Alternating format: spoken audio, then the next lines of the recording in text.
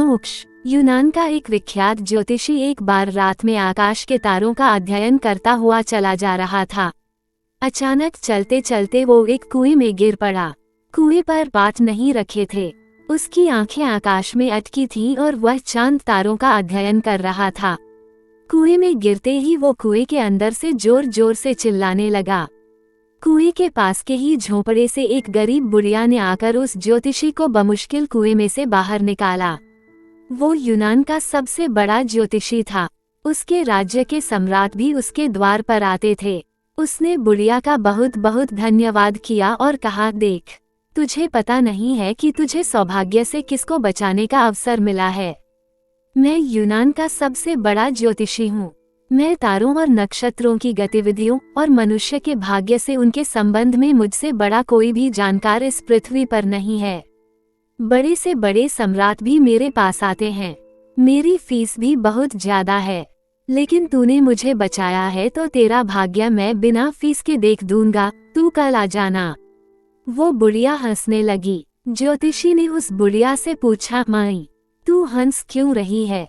उस बुढ़िया ने कहा, बेटा, मैं इसलिए हंस रही हूँ कि जिसे अपने सामने का कुआं नहीं दिखाई पड़ता, उसे चांद तारों की गतिविधि, नक्षत्र और भविष्य वगैरह क्या दिखेंगे। तुझसे अपने पैर तो संभलते नहीं हैं और तू मेरा भविष्य क्या बताएगा। होश में आ। कहते हैं कि यह घटना उस ज्योतिषी के जीवन में एक क्रांति का कारण बन गई। उसने ज्योतिष छोड़ दी क्योंकि यह एक भारी चोट थी। ये बात भी इतनी ही सच थी कि पैर के सामने कुआं है और वो दिखाई नहीं पड़ा। मगर उसे कुआं क्यों नहीं दिखाई पड़ा था? ऐसा नहीं है कि उसके पास आंख नहीं थी।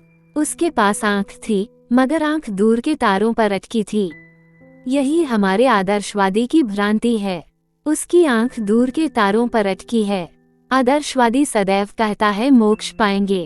अभी यह सड़ा गला क्रोध, इससे तो छुटकारा मिल नहीं रहा है।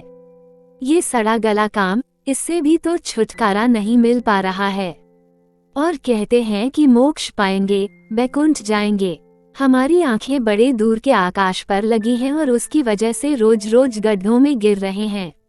ये गड्ढे क्रोध के, काम के, वैमनस्य के, ईर्ष्या के और घृणा के हैं।